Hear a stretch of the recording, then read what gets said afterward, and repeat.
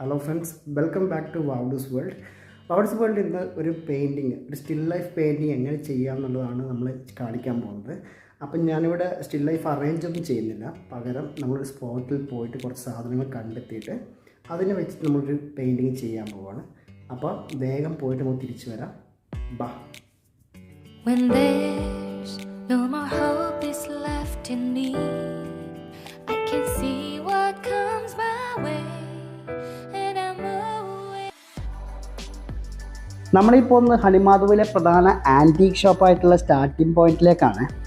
Still life painting ചെയ്യാൻ ആവശ്യമായിട്ടുള്ള സാധനങ്ങൾ അന്വേഷിച്ചിട്ടുള്ള ഒരു പോക്ക്. അതാണിത്. നമ്മളങ്ങനെ സ്റ്റാർട്ടിംഗ് പോയിന്റിൽ എത്തിയിട്ടുണ്ട്. ഇതാണ് നമ്മൾക്ക് ആവശ്യമായിട്ടുള്ള റെഫറൻസ്. നമ്മളിതങ്ങനെ നേരെ പകർത്തുമല്ല ചെയ്യുന്നത്, അതിൽ നിന്ന് കുറച്ച് ഒബ്ജക്റ്റുകളൊക്കെ എടുത്തിട്ട് ഒരു വർക്ക് ചെയ്യുന്നു. അപ്പം നമുക്ക് തുടങ്ങാം അല്ലേ. ഇവിടെ ഞാൻ ക്യാമൽ ബ്രാൻഡിൻ്റെ വാട്ടർ കളറാണ് എടുത്തിട്ടുള്ളത്. സാധാരണയായിട്ട് ഞാൻ വരയ്ക്കാൻ ഉപയോഗിക്കുന്നത് വിൻസർ ആൻഡ് ന്യൂട്ടൻ്റെ വാട്ടർ കളർ സെറ്റാണ്. പക്ഷേ കഴിഞ്ഞ വെക്കേഷനിൽ നാട്ടിൽ പോയപ്പോൾ വാങ്ങിച്ചതാണ് ഈ സെറ്റ്. അപ്പോൾ അതേതായാലും ഈ വർക്ക് ഇതുകൊണ്ട് ചെയ്യാമെന്ന് വെച്ചു. വിൻസർ ആൻഡ് ന്യൂട്ടനും ക്യാമലും കമ്പയർ ചെയ്ത് പറയുകയാണെങ്കിൽ Windsor and Newton far better ആണ് കേട്ടോ. പക്ഷേ എന്നാലും ഇത് വലിയ കുഴപ്പമൊന്നുമില്ല, നമുക്ക് അത്യാവശ്യം റിസൾട്ടൊക്കെ കിട്ടാൻ പറ്റുന്നൊരു ബ്രാൻഡ് തന്നെയാണ് ക്യാമൽ. വരക്കാൻ ഉപയോഗിക്കുന്ന പേപ്പർ അത്യാവശ്യം ക്വാളിറ്റി ഉള്ളതാണ്. ക്യാൻസറിൻ്റെ ഷീറ്റാണ് കേട്ടോ. ഇതിൻ്റെ സൈസ് A4 സൈസാണ്. ഇവിടെ എടുത്ത് പറയേണ്ട പ്രധാനപ്പെട്ട കാര്യം എന്താണെന്ന് വെച്ചാൽ, ഞാൻ ഇവിടെ ബേസ് ഡ്രോയിങ് ചെയ്യാൻ വേണ്ടി പെൻസിൽ ഉപയോഗിക്കുന്നില്ല എന്നതാണ്. കാരണം ഞാൻ കുറേ നാളുകളായിട്ട് വർക്ക് ചെയ്യുന്നത് തന്നെ അത്യാവശ്യം എക്സ്പീരിയൻസ്ഡ് ആണ്. അതുകൊണ്ട് പിന്നെ എനിക്ക് പെൻസിലിൻ്റെ ഡ്രോയിങ് വേണ്ട, അങ്ങനെ ഞാൻ വെച്ചാണ്. പക്ഷേ എനിക്ക് വീഡിയോ കാണുന്ന പലരും ബിഗിനേഴ്സൊക്കെ ഉണ്ടാവാം, അതുപോലെ അത്ര എക്സ്പീരിയൻസ്ഡ് ഇല്ലാത്ത ആൾക്കാരുണ്ടാവാം. അപ്പോൾ എന്തായാലും തീർച്ചയായിട്ടും നിങ്ങൾ വരക്കാൻ പോകുന്ന സാധനം എന്തായാലും പെൻസിൽ കൊണ്ട് ആദ്യം വരച്ചിട്ട് വേണം, ബേസ് ഡ്രോയിങ് വരച്ചിട്ട് വേണം പെയിൻറ്റ് അപ്ലൈ ചെയ്യാൻ വേണ്ടി കേട്ടോ. ഇവിടെ ഞാൻ ഓരോ ഒബ്ജക്റ്റുകളായിട്ട് പൂർത്തീകരിച്ച് പോകുന്ന രീതിയാണ് എടുത്തിട്ടുള്ളത്. പിന്നെ വാട്ടർ കളറിൻ്റെ ഏറ്റവും സവിശേഷമായിട്ടുള്ളൊരു കഴിവാണ് അതിൻ്റെ ട്രാൻസ്പെറൻസി എന്ന് പറയുന്നത്. അപ്പോൾ ഈ ട്രാൻസ്പെറൻസിക്ക് ഇമ്പോർട്ടൻസ് കൊടുത്തിട്ടാണ് ഞാൻ ഈ വർക്ക് ചെയ്യുന്നത്.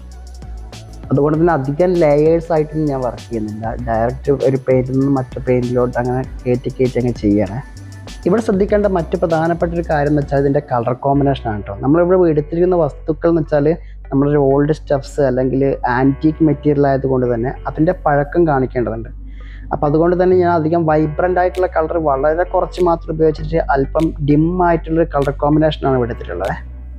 ഞാൻ നേരത്തെ പറഞ്ഞ പോലെ ഡയറക്റ്റ് വർക്ക് ചെയ്യുന്നതുകൊണ്ടുള്ള ഗുണം എന്ന് വെച്ചാൽ നമുക്ക് നല്ലൊരു ധൈര്യം ഉണ്ടാകുന്നുള്ളതാണ്. നമ്മളെപ്പോഴും കോൺഫിഡൻ്റ് ആയിരിക്കും വർക്കിൽ. ഇതിൻ്റെ ഡിസഡ്വാൻറ്റേജ് എന്താണെന്ന് വെച്ചാൽ നമുക്ക് തെറ്റിപ്പോകാനുള്ള സാധ്യതകൾ കൂടുതലാണെന്നുള്ളതാണ്. കാരണം ഇത് വാട്ടർ കളർ ആയതുകൊണ്ട് തന്നെ നമുക്ക് ഇമേജുകൾ വീണ്ടും റീക്രിയേറ്റ് ചെയ്യാൻ കുറച്ച് പാടാണ്. കാരണം അക്രലിക്കോ അല്ലെങ്കിൽ ഓയിലൊക്കെയാണ് നമുക്ക് ആത്തരം മാറ്റി വരക്കാൻ പറ്റും. വാട്ടർ കളർ ഉപയോഗിക്കുമ്പോൾ ഡിഫിക്കൽട്ടീസ് എന്താണെന്ന് ചോദിച്ചാൽ ഈ മീഡിയം ഹാൻഡിൽ ചെയ്യാൻ ഇത്തിരി പാടാണ്. പക്ഷെ നമുക്കിത് പ്രാക്ടീസ് വഴി നമ്മളത് അതിൻ്റെ ടെക്നിക്കൽ സൈഡ് മനസ്സിലാക്കി കഴിഞ്ഞാൽ പിന്നെ ഒരു ബുദ്ധിമുട്ടില്ല, വളരെ ഈസി ആയിട്ട് നമുക്ക് കാര്യങ്ങൾ ചെയ്യാൻ പറ്റും. ഇവിടെ നമ്മൾ നേരത്തെ കണ്ട റാമ്പലുകളൊക്കെ കൂടി ഞാൻ കൂട്ടിച്ചേർക്കാൻ വേണ്ടി പോവുകയാണ്. അപ്പോൾ ഇതിൻ്റെ സ്പേസ് അറേഞ്ച്മെൻറ്റിനെ കുറിച്ച് പറയുകയാണെങ്കിൽ നമ്മൾ നേരത്തെ വരച്ചിട്ടുള്ള ഒബ്ജക്റ്റുകൾ ഇതിനെ ഓവർലാപ്പ് ചെയ്യുന്ന രീതിയിലാണ് ഞാൻ ഇതിനെ ഇവിടെ ചേർത്ത് വെക്കുന്നത്. അതുകൊണ്ട് തന്നെ അതിൻ്റെ പെർസ്പെക്റ്റീവൊക്കെ കറക്റ്റായിട്ട് കിട്ടും. ഇവിടെ ഇപ്പോൾ ബാക്കിയുള്ളത് എന്താണെന്ന് വെച്ചാൽ കമ്പിറാമ്പലിൻ്റെ തൂക്ക് ഭാഗം വരക്കലാണ്. ആ തൂക്ക് കൂടി വരക്കുമ്പോഴാണ് ഇതിൻ്റെ 3 ഡയമെൻഷണൽ ആസ്പെക്ട്സ് കുറച്ചുകൂടി ബെറ്ററായിട്ട് വരുന്നത്.